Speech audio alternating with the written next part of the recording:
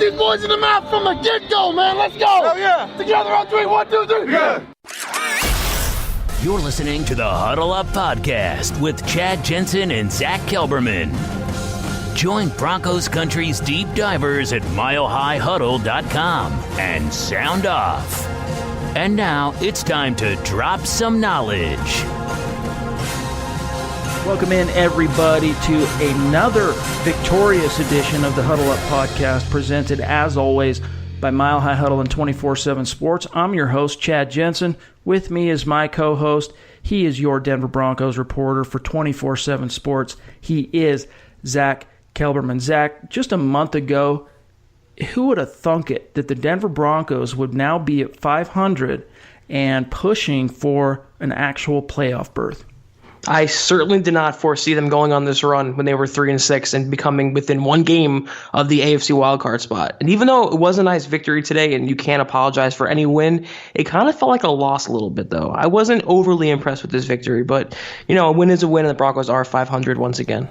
Well, and losing the players that the team lost, or the injuries the team suffered on Sunday, definitely kind of contributes to that feeling, I'm sure, of it not feeling like an authoritative win. We're going to get to all that here in just a second. We've got a lot to get to today, obviously.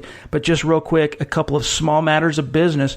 You guys follow the show on Twitter. Make sure you're doing that at HuddleUpPod. If you want to be able to get in on the Mile High Mailbag each and every week, you got to be following the show on Twitter. Occasionally we'll take questions from Facebook, but primarily we take 99% of our questions and engagement from the listeners on Twitter. So make sure you're following the show at HuddleUpPod. Easy to remember. And also, if you have not done this, take some time, go leave a creative review wherever you listen to this show and rate the show. Give us a 5-star rating. Especially, it's important if you're listening on iTunes or Stitcher. But you can find the show, review, rate it, whether it's on iHeart, YouTube, Google Play, Spreaker, Spotify, pretty much anywhere and everywhere that you can access and listen to podcasts. But leave us a 5-star rating and a review, because we love getting your engagement. We like hearing how you think we're doing on the show, and any constructive criticism or negative criticism as well, send it our way. We're down to hear it. Also, quickly, we got to say thank you to the sponsor of today's show, Audible. You guys go out and get yourselves a 30-day free trial and a audiobook download at audibletrial.com/huddleup. You got over 180,000 different titles that you can choose from, you guys, whether you're on an iPhone, Android, Kindle, or MP3 player. That's audibletrial.com/huddleup. I use it all the time. I use it every single day. You'll love it too. audibletrial.com/huddleup. Get your free audiobook and 30-day free trial. All right, so the Denver Broncos roll into Paul Brown Stadium in Cincinnati and take down you want to talk about a beat-up team. The Cincinnati Bengals went into this game completely nicked up, missing Andy Dalton, the quarterback, and Jeff Driscoll starting in place of him, basically his first career start. The Broncos definitely benefited from that, although I would say that Driscoll was at least solid. He did better than I really expected him to, I would say, especially in the second half. But the Broncos, nonetheless, emerge victorious 24-10. And I think the first thing we got to touch on here, Zach, that's probably on the minds of the listeners right now is the injuries. So for those of you who missed it, the Broncos lost 3 starters in the game, starting with Chris Harris Jr. We'll get to him just in a second. Derek Wolfe with ribs, and then Josie Jewell with an ankle injury. Now, Wolfe and Jewell, they're expected to return to the season. They're not expected, from what I know right now as of recording this episode, to miss any significant time. But Chris Harris Jr. with a fractured fibula, he's been diagnosed. His prognosis is not good. So his best bet of still contributing to this season would be if the Broncos were to make the postseason and go on a run. He could ostensibly heal up and return in time. So it'll be interesting to see what the Broncos do with his roster spot in the meantime, Zach. But obviously this puts a huge onus on Bradley Roby to now step up and be basically the elder statesman of that group. And also the young guys, the rookie Isaac Yiadom and Brendan Langley. How do you feel like those 3 in particular held up after Chris Harris left the game? I thought Yiadom actually did some nice things today. I know the Bengals receiving core without A.J. Green, they're nothing, they're all pro bowlers, but I thought he did some nice things. And Chris Harris Jr. actually earlier this week talked up Yadam and also Brendan Langley. The Broncos are high on both those corners, and now is the biggest test for them to see what they can do. They both have third-round pedigrees, so they got to contribute. The Broncos have to see what they have in them anyway, with Roby out the door next year, Evan Jones gone, Tremaine Brock gone next year, and Chris Harris Jr. getting older now. So I think they can contribute, and I think the Broncos catch a break by not playing any elite passing offense until the Chargers game in Week 17. You have the Niners, the Browns, the Raiders. Those teams don't scare you. So in that sense, the Broncos did catch a break with Harris's fractured fibula, which is a hairline fracture. So hopefully he can heal up sooner than later. Drink your vitamin D milk, Chris. That's right. Get it in you. But hey, the other takeaway from that is you're absolutely right. It's not like they're facing Aaron Rodgers tomorrow, but the next 3 games,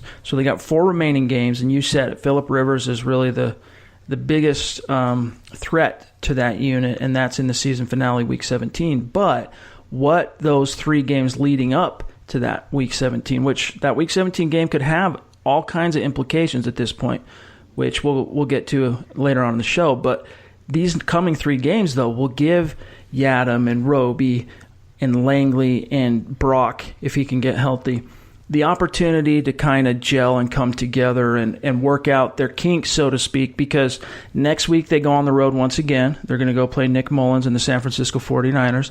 That's a juicy matchup for DBs trying to kind of, stand on their own 2 feet and get a feel for playing with each other and playing more snaps and just having more of a focus and an onus placed on them in game. And then the next week they come home, you got Baker Mayfield, who is a very good quarterback, but he's still a rookie. So there's going to be an opportunity there. And then they go on the road again, Week 16, to face Derek Carr, who, a year and a half ago, we would have viewed Derek Carr as a dangerous quarterback to have to be facing in Week 16. But as we've seen this year, he's been a shadow of his former self working with John Gruden. So 3 games, Zach, what do you think this unit can do between now and then to maybe alleviate some of the concerns in Broncos country and build up some confidence in the fans and with one another and the coaching staff that, we're professionals. 2 of us are 3rd-round picks. 1 of us is a 1st-round pick. The other one's a veteran who's played in a lot of games, that we're up to the test, basically. We're up to the challenge. Yeah, to me, it starts up front. As long as the Broncos keep bringing this pressure and Bradley Chubb and Von Miller keep thriving, the secondary could be fine.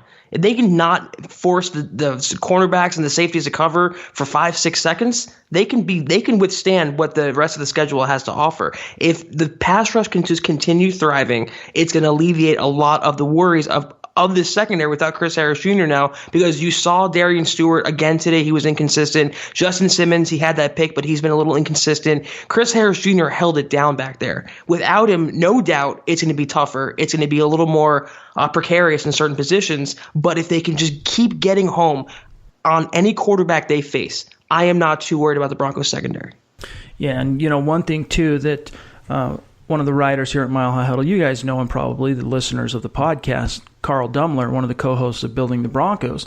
He's talked about this before, and he messaged me earlier today to tell me he's planning on doing a VIP film breakdown later this week on this very topic. But the idea, Zach, that Justin Simmons can and should be used, especially with Harris being gone now, as a cornerback, because they had to use him that way a few times today with the Tremaine Brock situation and then Harris going down, and he actually does quite well playing corner. So I'm interested to see what Carl can identify and what he can glean from the film on that from today's game. But that's another option and a feather in the cap, so to speak, for Joe Woods, because the Broncos certainly don't lack for safety availability and safety depth right now, because if you take Justin Simmons out of that equation, you could still use him as safety, but you're moving him around the formation as a corner and as a safety. You still have Darian Stewart, albeit a slow and a toothed Darian Stewart growing a little longer by the second.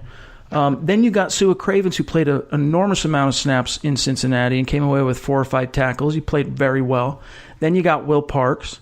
Then you got Shamarko Thomas. And then you got, the other Thomas? DeMonte. Thomas. So they're not lacking for talent at safety, and if any of those guys could hold up as a corner, what we saw today against the Bengals, it looks like it would be Simmons, and he has some talent. I mean, that's what's been so frustrating about Justin Simmons' season, is that we know how good he is, we know how smart he is, we know how talented he is, but he just hasn't been able to play a consistent game Who knows how much of that has to do with coaching, but he's obviously very skilled and has the ability to make a huge impact when he is in the zone, so to speak.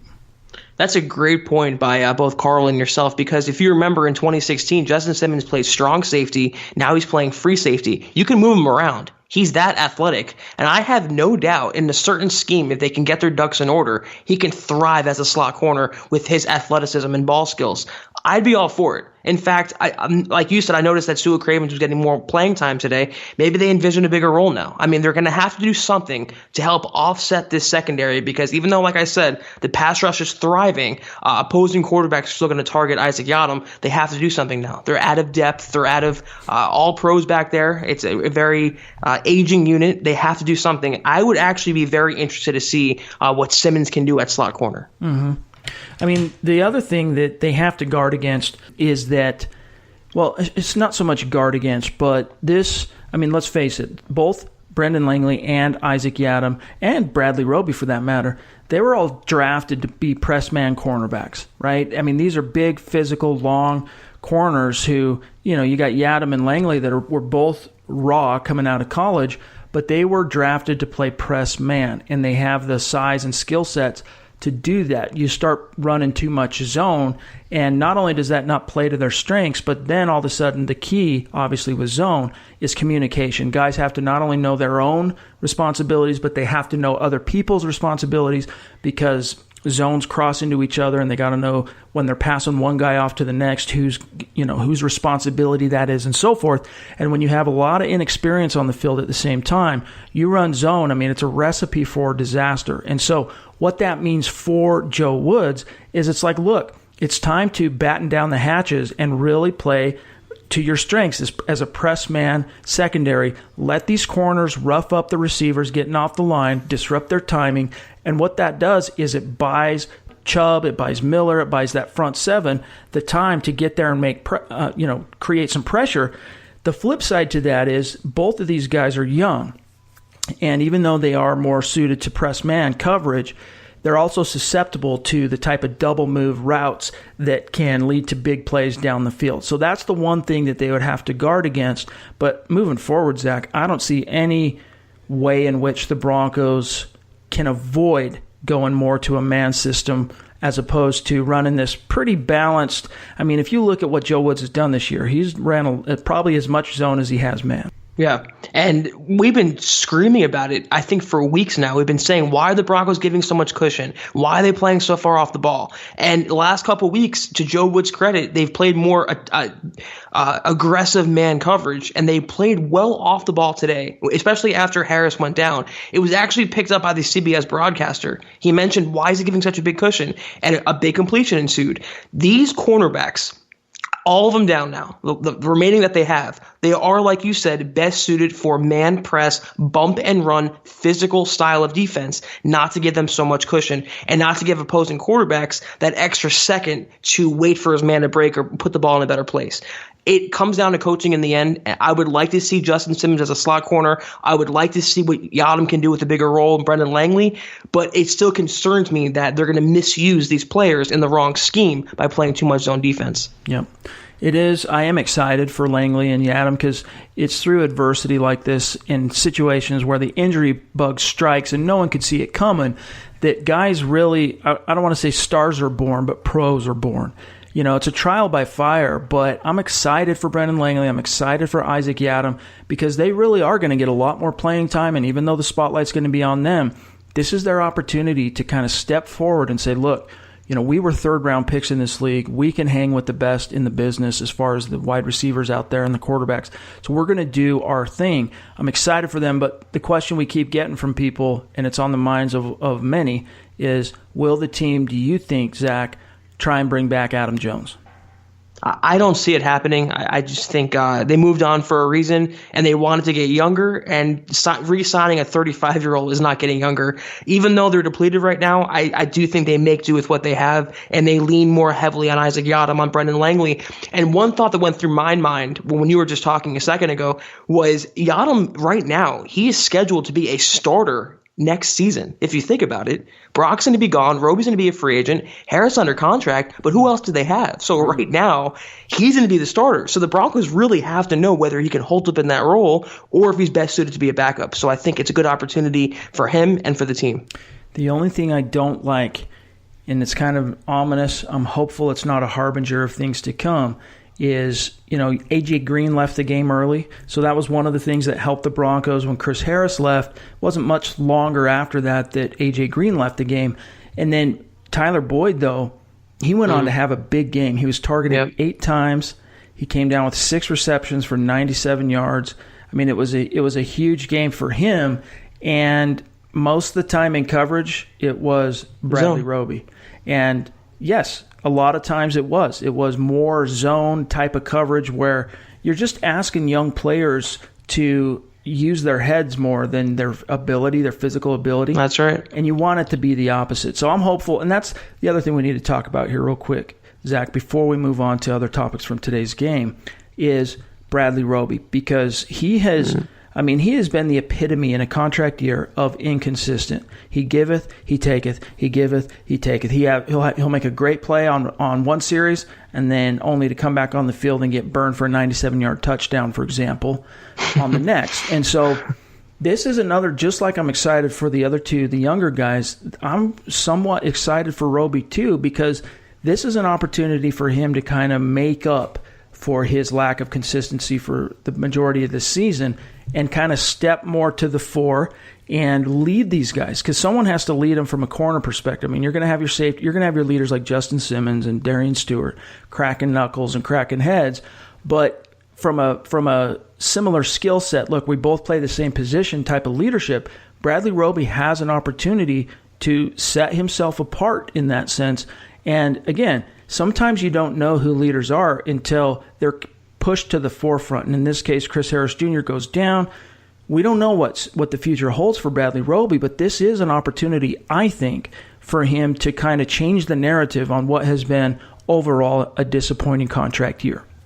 Yeah, I'm optimistic to see what he can do, but I'm cautiously optimistic because he was pretty good as a number 3, and then he struggled as a number 2 this year. Now he's a number 1, going to face the opposing team's best receiver every single week, one-on-one coverage more than likely. I hope he holds up. That's all I'll say. He's been really inconsistent, and the last couple games I give him credit because he was much better in coverage than the entire Broncos secondary was. But today it was more of that bad Roby that we've seen. He was a little lapsing in coverage, kind of turned around in a couple plays. And again, they're facing Jeff Driscoll and an A.J. Greenless offense. So there really was no excuse to not have a good performance against them. So yeah, I want to see what he can do. I'm just not going to expect him to suddenly turn into a Pro Bowler with the last 4 games to go. Right. But yeah, it's definitely going to be one of the key storylines for this team moving forward is this suddenly embattled and beleaguered secondary making up for the loss of an all-pro caliber player. So we'll see how that shakes out. But other things we got to talk about that we took away from Week 13 in Cincinnati, I think, again, we saw first half struggles rear its ugly head as it applies especially to Case Keenum. I mean, I think the model is more correct in terms of pass-to-run ratio. I think they're honing in on where they need to be in that sense. Case Keenum passed only 21 times. Well, attempted only 21 balls. He was sacked a couple times, but 12 completions only. So he really struggled with accuracy. And granted, he had a couple guys drop balls, I guess you could argue. Sutton, especially one of them, was a drop. But, he just wasn't very accurate today against the Bengals. And fortunately, in the second half, he was able to make some hay while the sun still shined. But I think for the Broncos, and granted, it's a road game, and every game gets harder for any team in the NFL when they go on the road. You're never going to see, I shouldn't say never because it's an absolute, but oftentimes teams and quarterbacks just don't play as well on the road as they do at home. And we saw that from Case Keenum in Week 13. But, the Broncos are going to be on the road 2 more times before this regular season is over. They're, I think, going to need a better performance, especially early in the game, because really this game was 7-3 going into halftime. I mean, it should have been 14-3 going into halftime. I mean, this was a completely outmatched and outclassed Bengals roster that the Broncos really should have just lambasted, even though they were the traveling team. They were on the road. And were it not for yet another Herculean effort from Philip Lindsay who knows if they ever would have been able to get any offense going there in the second half. But what were your thoughts on Case Keenum Week 13 at the Bengals? Well, real quick, I'm really glad you made that last point, because what I wanted to say was it felt like a loss to me because the Broncos should have blown this team out. This score was not indicative to how the game went. It was one of the worst games I have seen this entire season by any team. It was sloppy. There were mistakes. There were penalties. It slowed to a crawl at a certain point. The Broncos had no business letting the Bengals even hang around in this game. So 14 points to me does not impress me at all. So I agree with you to that extent. Keenum, to me, 151 yards, 12 completions. He had a touchdown, 95.5 rating. I think the shift in the Broncos' philosophy, and the reason why he hasn't thrown an interception in 4 games now, they finally accepted, I think, what he is, which is a game manager. They're not trying to make him this hero, Aaron Rodgers type of quarterback who can shoulder the entire offense. They're running the ball. They're getting historic production out of Phillip Lindsay, and they're letting the defense take care of the rest. The Broncos are a good enough team to where if they don't shoot themselves in the foot, they can win ball games. They can wait until the other team falls apart, and they can take advantage. That's the key to success for them right now, behind a swarming defense and a really, really good running back, is no mistakes from the quarterback, no sack fumbles. He's even having better pocket presence now. He's getting out of sacks, Definitely. No interceptions. So as long as he can keep up that sort of formula, the Broncos are in good shape.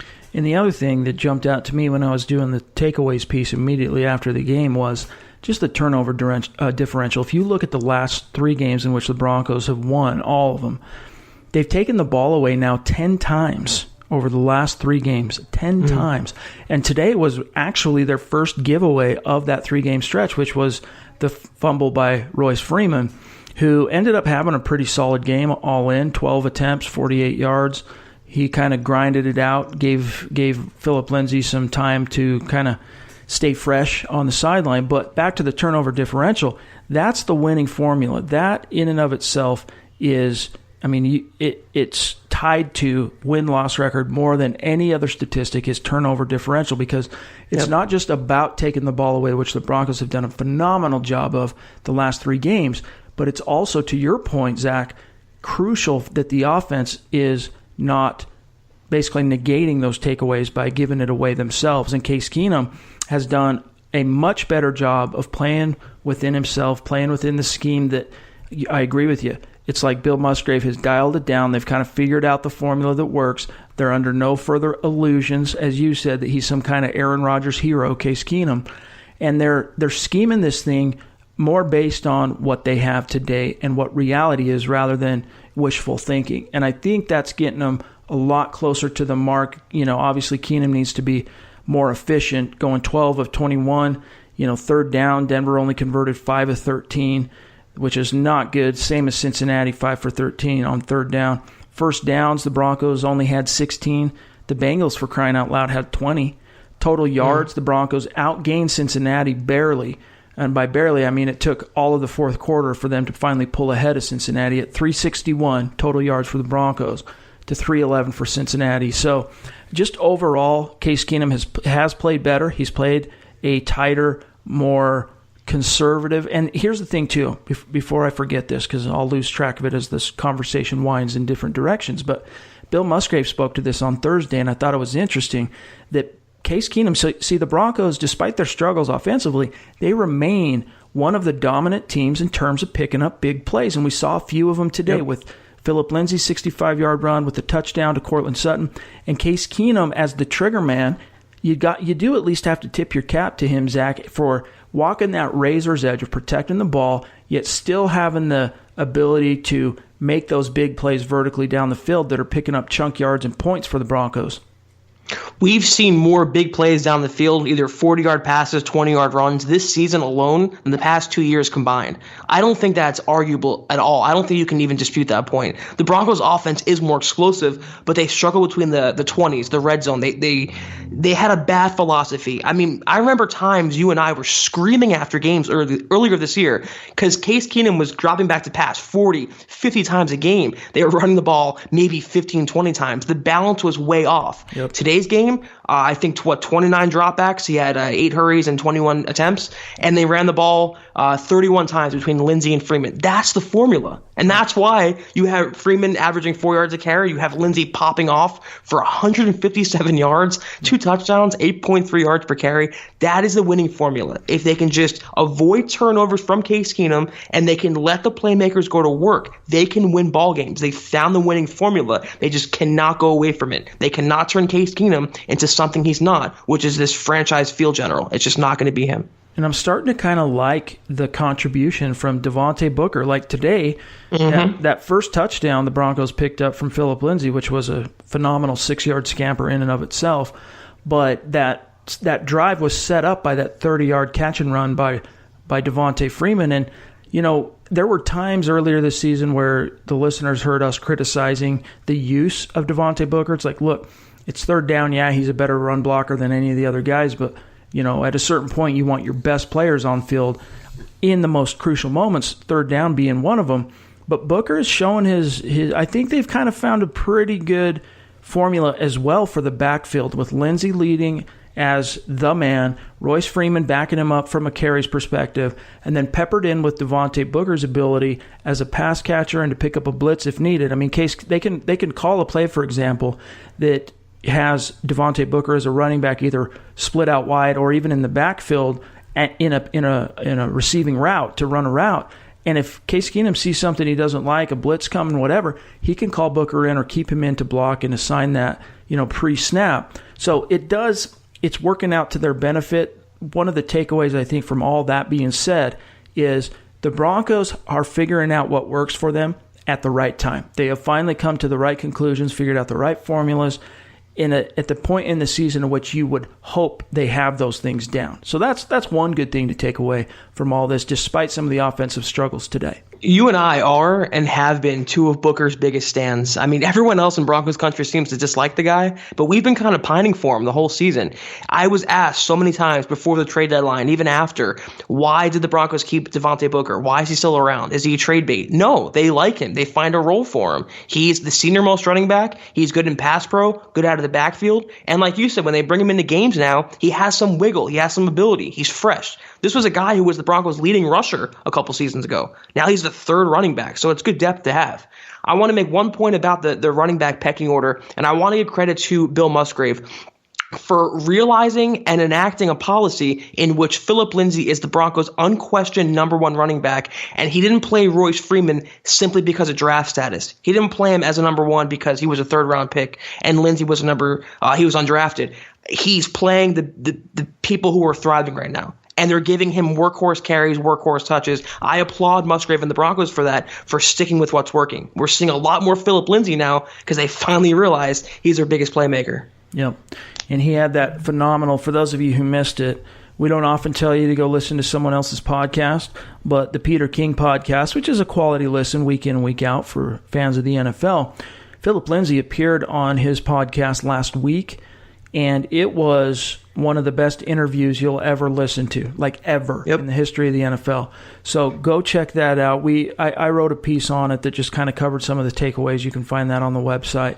But there was a few things in that interview I learned about the Phillip Lindsay story that I did not know up until that point. So very worthy, and it's just great to see him continuing on his march. I think he's right around 950 yards rushing now on the season. So he's basically one game away from breaking over 1,000.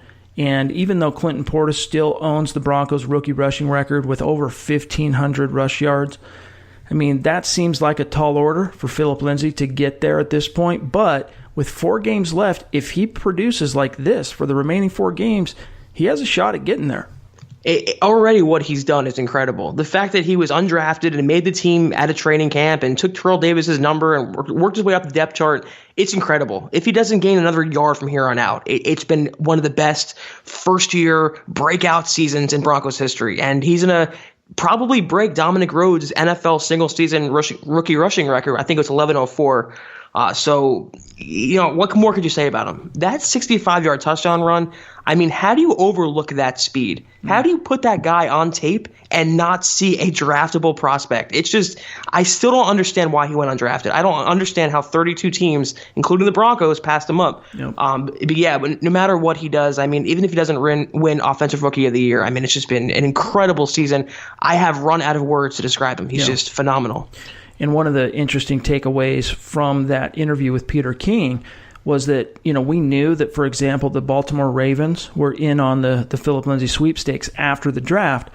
But we learned from that interview that Philip Lindsay did not want to come to Denver initially, and he had kind of his eyes set on Baltimore. But there were two things that made the difference in him ultimately deciding to sign with the Broncos. One was the obstacle that, look, as an undrafted player, I might make $2,000, I might be given like a $2,000 signing bonus to go to Baltimore, and he'd have to figure out how to live and survive up until and if he could make the roster, which was pretty scary for him at that point because he'd never lived away from home, never had to really fend for himself in that sense. Not that that would have been probably it wouldn't have stopped him if it was his best offer, but that was one of the obstacles. And then the other thing was he was trying to think of it. Teams had only given him 15 minutes to make a decision on where he would sign, and he just tells the story, and you just have to hear it the way he describes it. But the room goes quiet. He's with his family and his agent, obviously, and the room goes quiet. And then his mother, who he says has like a sixth sense, basically, of just kind of knowing things, says, "Philip, you need to stay home. You need to sign with the Denver Broncos." And for him, he was really mad at Denver because he had expected them to draft him, and yet they took two running backs in the draft, neither of which were him. David Williams in the 7th round, he really expected that to be him, and it ended up being David Williams. So he was pissed off at the Broncos. He did not want to sign with Denver, but his mother weighing in like that when the chips were down at the penultimate moment, he's got the clock ticking, he's got 15 minutes that these teams have given him to make a decision, a life-altering decision to change and alter his destiny as a football player. His mom says Broncos. And if you look at it from it's almost like a fortune teller reading the signs, right? Like, he could not have signed with a team in a more fortuitous situation from a roster math perspective because you got C.J. Anderson's gone and Devontae Booker's your long tooth. I mean, that's your established, entrenched veteran, a guy going into his 3rd year.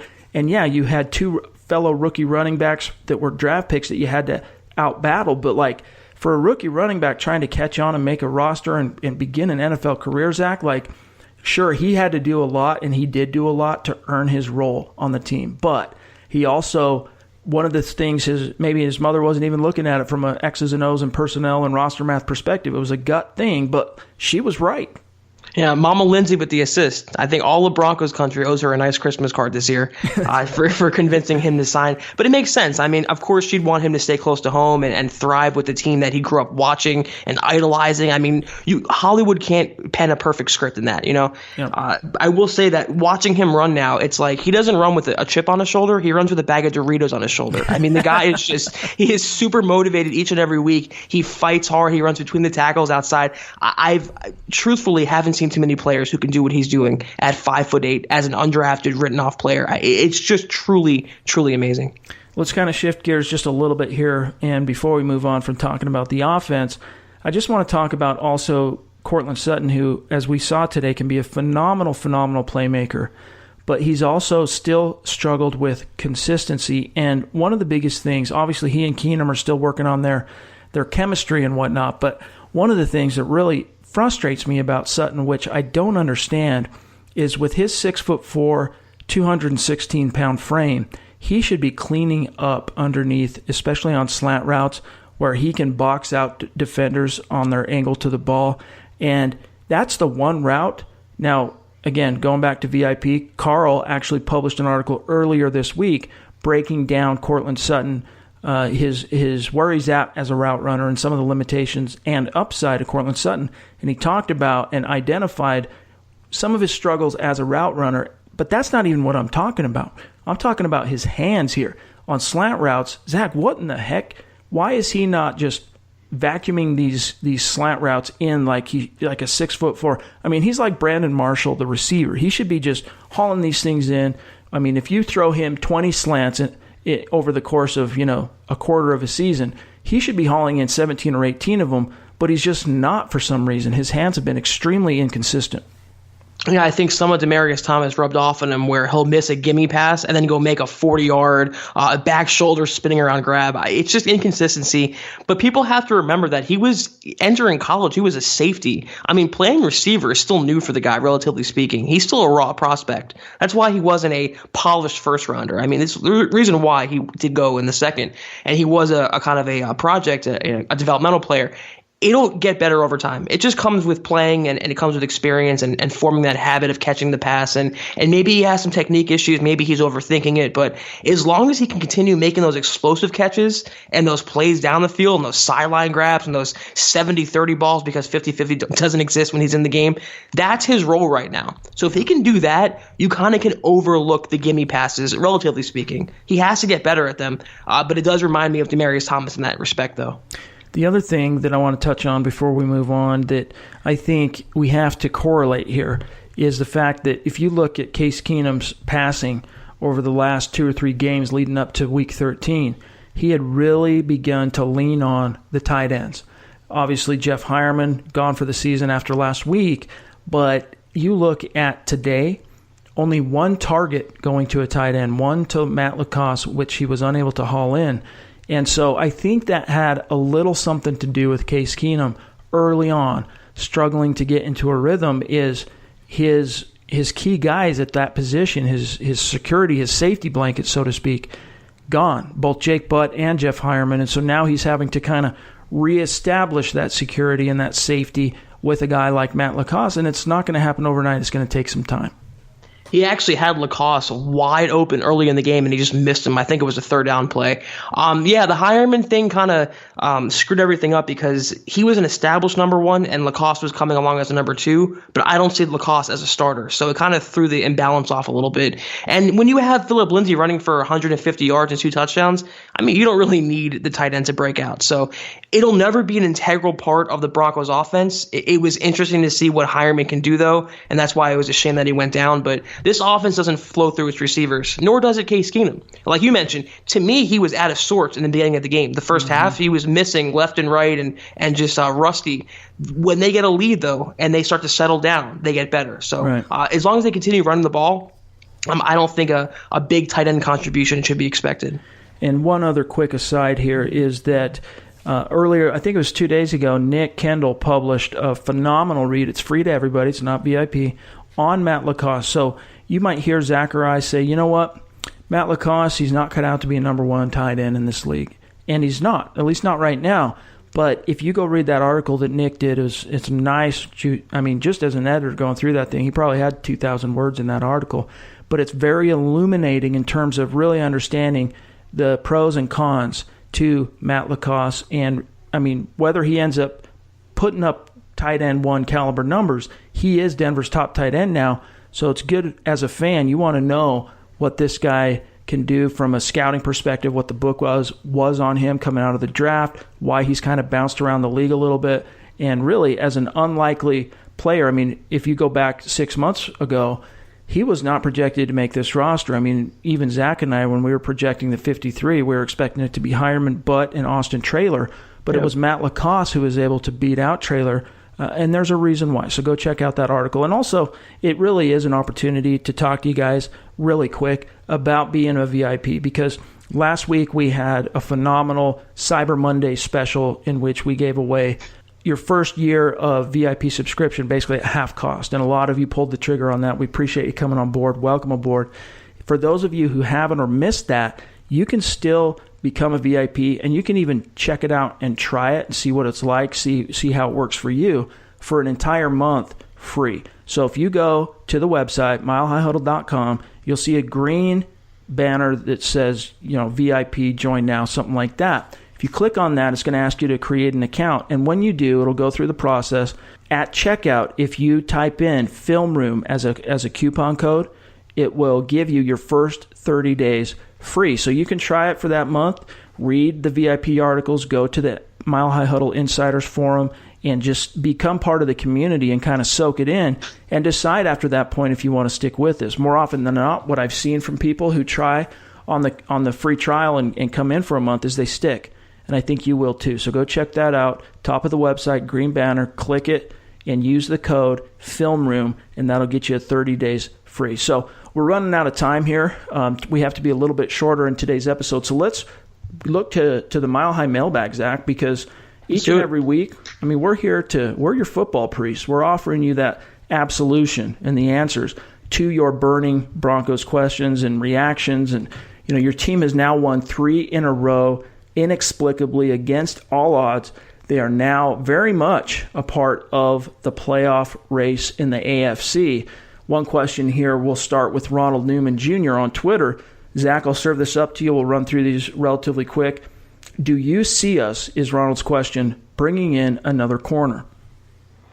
That's a good question. I still, my gut tells me that they'll lean on what they have right now. I think they're good enough to get by with what they have.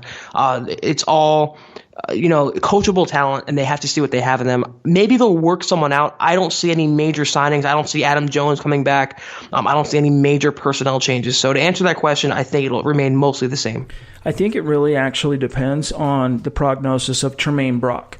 So great point. If the team is still expecting some bumps in the road there and some availability issues, they're going to have to sign someone, either that or fully transition Justin Simmons to corner. So those are your options. And to answer your question, I concur with Zach that I don't think Adam Jones is coming back, but it just depends on if they make a move there, whether or not Tremaine Brock is healed back and back to availability. Now, here's another. This one's more of a reaction, but it comes from Colby, who kind of echoes what you said at the top of the show, Zach. He says, well, basically what he says here, to paraphrase him because the punctuation's not great, love you, Colby, but is that with losing Chris Harris Jr., it almost feels like a loss. Yeah, it was deflating. I mean, with a win, you love the Broncos' playoff chances of winning out and grabbing a wild card. It's going to be so tough, though, without their defensive leader, the last major link of the no-fly zone. I mean, it's tough. And he's a leader on and off the field. He's a mouthpiece of the locker room. It's going to be tough. It no doubt makes their path harder, and that's why I felt like it was just between the penalties and the injuries and the relatively low score and the problems they had before the fourth quarter, it did feel like a little bit of a loss. It didn't feel like a resounding victory to me. Now, Gary Smith, he says, and I think this is something that actually the majority of Broncos country needs to kind of get behind. Gary says, I feel like I need to stop being a grump and appreciate this season now. VJ and company, the players, etc., have really made some strides. Musgrave still isn't impressing me. That first half was ew. And I think that's true. We talked about this after the Broncos beat the Steelers. I kind of got up on a soapbox and said, look, it's time to believe and get behind your team, put aside the negativity and all that, and really just have a paradigm shift. And Gary's coming around to that same type of perspective, Zach, where it's like, look, make hay while the sun is shining. Right now your team is relevant, so get behind them. I think you and I are relatively fair. We give credit where credit's due. We apologize and need crow where we have to. And last week we both opened up the show praising Vance Joseph. And for me to praise Vance Joseph and quote him in a positive way, that was a major step. I have no horse in this race. They have taken major strides. This is a much better team than you saw last year. And Joseph, as a coach, in some areas, not others and not all of them, has improved. Is he perfect? No. Is he still, I think, going to lead them to a Super Bowl? No. But he has shown improvement and maybe even enough to come back for another year. So this team is much better. You have one of the best rookie classes in NFL history. You have a young nucleus of talent. You have players breaking out like Shelby Harris out of nowhere for the second year in a row. The team is right in the thick of the playoff chase. They're 500. I mean, it is. You kind of can't be a Grinch right now. You got to enjoy what you have right this second. It could end next week with a loss. Keep going. Got to just enjoy it one day at a time. Right now, they won 3 in a row. It's time to feel good. I mean, it really was next man up for the Broncos today because Chris Harris Jr., that put the onus on the DBs.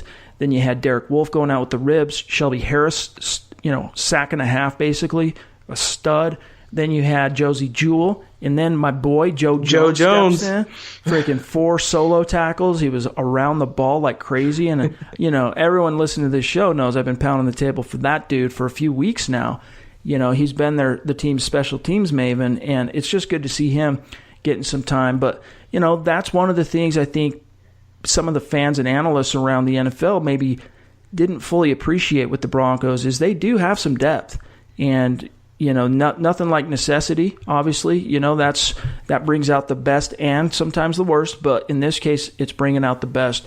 The Broncos, backups, and the depth of this roster is having to step up and bridge the gap between, and make the difference between what it means to lose and win a game in the NFL. So a couple more here, and then we got to get out of here. From Chase Beck, he says, basing this on nothing, but it feels like when Case is able to throw to tight ends, he's had his best days of the season, Zach.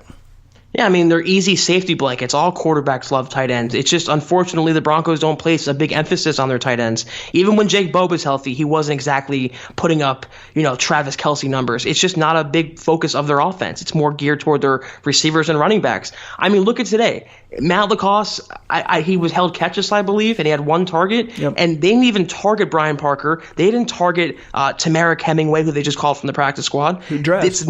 He did, and it's not a big part of their offense. So it helped them, and Hireman's resurgence finally did help Case Keenum, but it was never going to be an integral part of this offense. It's just not the way Bill Musgrave likes to shape his scheme. And then this comes, I'm going to read these two back to back. Jared says, at Knows Sports on Twitter, says, losing Chris Harris is going to hurt. Should still be able to beat a terrible San Francisco team, but the Browns will be a tough matchup. Play calling is still extremely predictable. Hopefully the momentum gets the offense some confidence to take more shots down the field. And then J.E. Spittler on Twitter says, Phillip Lindsay gets 20 carries, goes for nearly 160 and 2 TDs. It only took 12 games for the Broncos to figure this out. That's right. We've been saying it for how long now? Run the freaking football. I've been saying on Twitter for months, Lindsay is the Broncos' best running back, not Royce Freeman. I love them both, but it's obvious.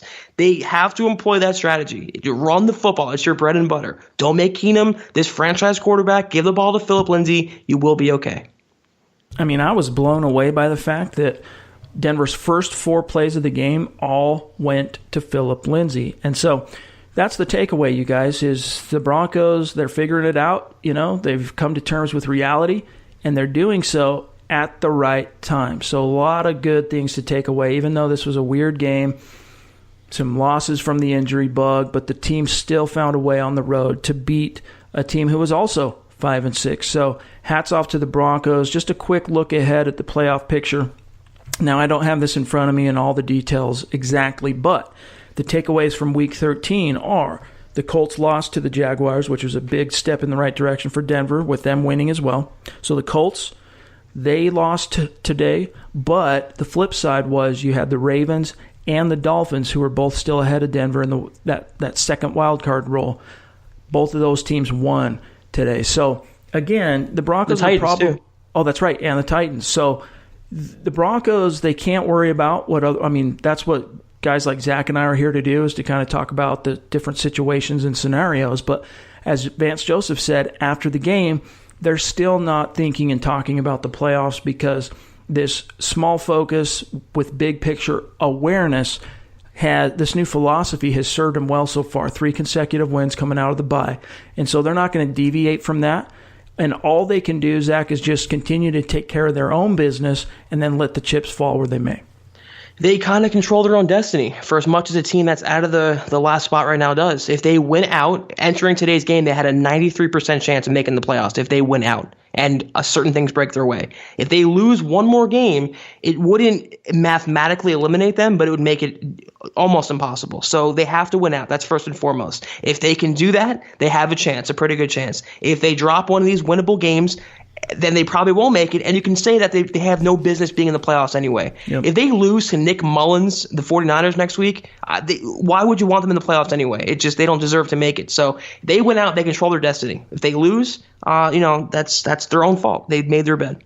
Yep, absolutely. So that's going to do it, though, for today's episode of the Huddle Up Podcast, the gut reaction to Week 13's gritty victory for your Denver Broncos. You can find my partner, Zack Kelberman, on Twitter, at Kelberman247, myself, at Chad and Jensen. You guys, get in on the Mile High Mailbag. Follow the show on Twitter, at HuddleUpPod. Don't forget to leave a creative review and rate the show. Give us that 5-star rating. For Zack Kelberman, I'm Chad Jensen. We'll talk to you soon. You've been listening to the Huddle Up Podcast. Join Broncos Country's deep divers at milehighhuddle.com to keep the conversation going.